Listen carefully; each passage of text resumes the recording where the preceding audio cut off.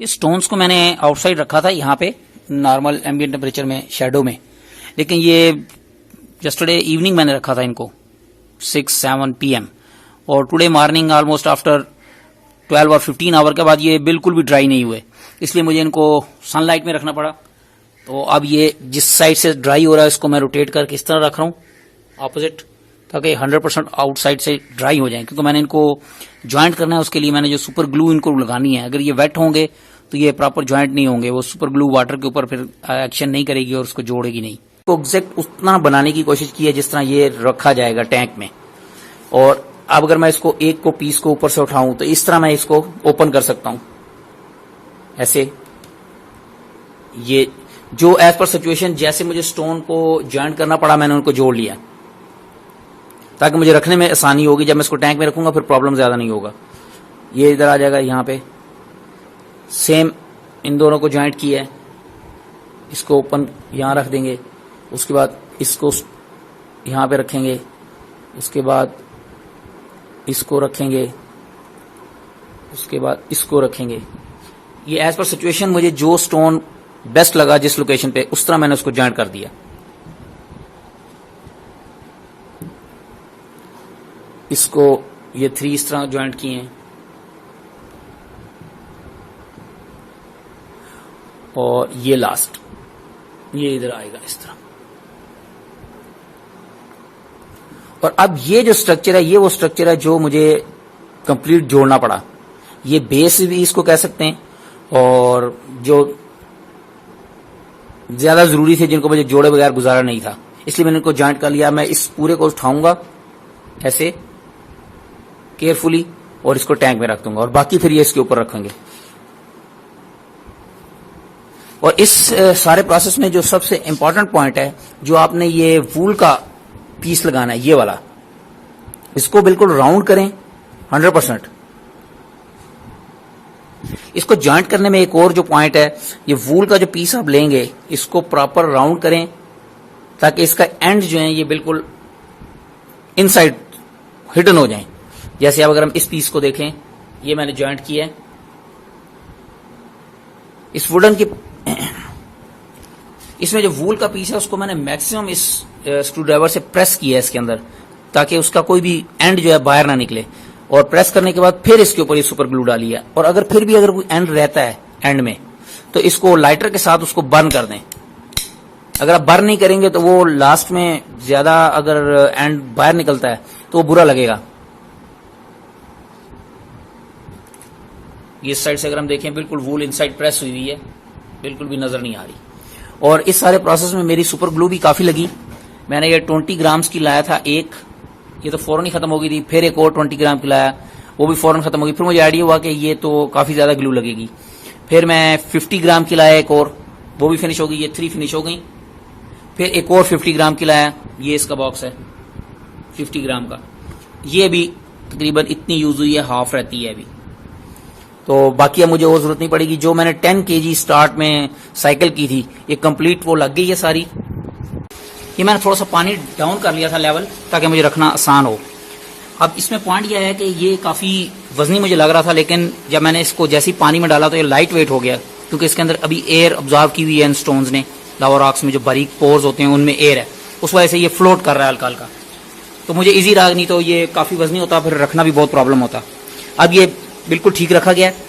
लेकिन जो इसके साथ के पीसेज हैं, ये वाले जो मैंने इसके ऊपर रखने थे, उनको मैं जैसे ही इसके ऊपर रख रहा हूँ वो फ्लोट हो रहे हैं, क्योंकि अभी उन्होंने वाटर अब्सॉर्ब नहीं किया हुआ। इसलिए मैंने उनको दोबारा बकेट में यहाँ पे वाटर फिल किया है नॉर्मल, और उसमें इनको डाल दिया है। ये वाटर अब्सॉर्ब कर लें, फिर इनका वेट हो जाएगा थोड़ा सा, फिर इनको मैं उसके ऊपर रखूंगा। एट लास्ट ये स्टोन्स की सेटिंग कंप्लीट हो गई है।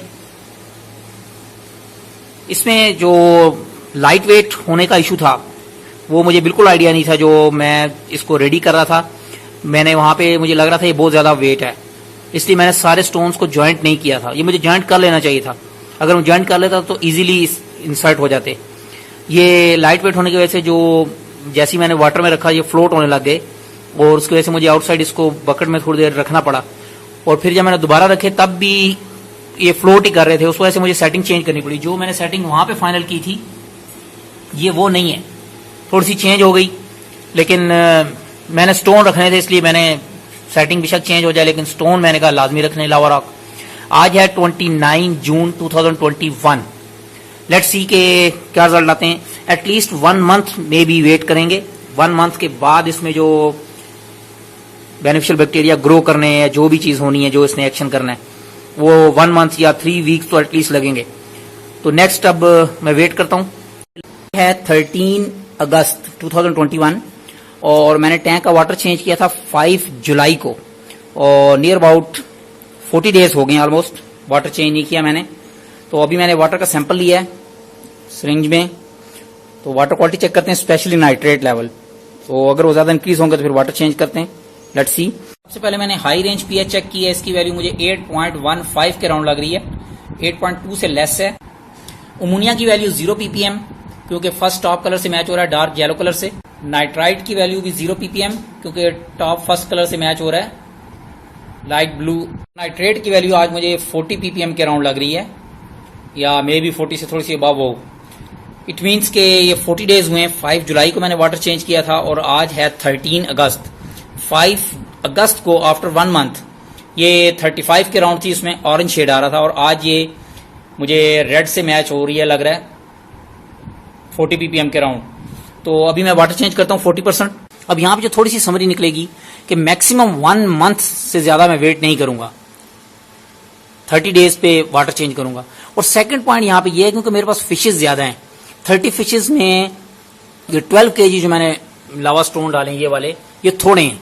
यहाँ पे नियर अबाउट 20 kg होने चाहिए, क्योंकि उसमें इशू जो आ रहा है, क्योंकि मैंने जो स्टार्ट में बताया था कि लावा रॉक के इनसाइड माइक्रोपोर्स होते हैं, या लावा स्टोन के इनसाइड माइक्रोपोर्स होते हैं। अब इनका मैक्सिमम साइज ही 3 इंच है, ये साइज है इसका। लेट्स सी मैं इसको देखूं, अब ये साइज होने की वजह से इसके इनसाइड जो जगह बनती है जहां पे वो एनारोबिक प्रोसेस होना है, वो बहुत थोड़ी जगह बचती है। अगर ये 6 इंच का एक स्टोन होता या 7 इंच का, जितना बिग होगा उतना ही अच्छा है, क्योंकि उसके इनसाइड एनारोबिक प्रोसेस के लिए जहां पे ऑक्सीजन कम होनी है वो एरिया ज्यादा बनेगा, तो फिर ज्यादा नाइट्रेट को हैंडल कर सकते हैं। लेकिन अब ये सब 2 इंच का या 3 इंच का या 4 इंच साइज है मैक्सिमम, उस वजह से अगर हम देखें कि आउटसाइड पे ये होल्स हैं और बिल्कुल सेंटर में जो स्पेस बनती है वो मे बी 1 इंच या 1.5 इंच बनती है, तो उस वजह से एनारोबिक प्रोसेस इतना अच्छा नहीं हो सकता इसमें, क्योंकि साइज इनका छोटा है। लेकिन वर्किंग कर रहे हैं ये। कोई भी मेरा दोस्त देखे तो वो इससे बड़े अगर स्टोन मिले तो उसको प्रेफर करे, या फिर फिशेस कम हो। मेरे पास अभी 30 फिशेस हैं, तो फिशेस भी ज्यादा हैं। मे बी अगर 20 या 15 होती तो बेस्ट होता रिजल्ट। अब अगर कोई मेरा दोस्त देखता है तो अपनी फिशेस और टैंक के साइज और इन स्टोन के साइज के हिसाब से कैलकुलेट कर ले कि कितने ज्यादा रखने हैं। मैं ये कहूंगा कि जितने ज्यादा रखे जा सकते हैं उतने ज्यादा रख दें तो बेस्ट रिजल्ट होंगे।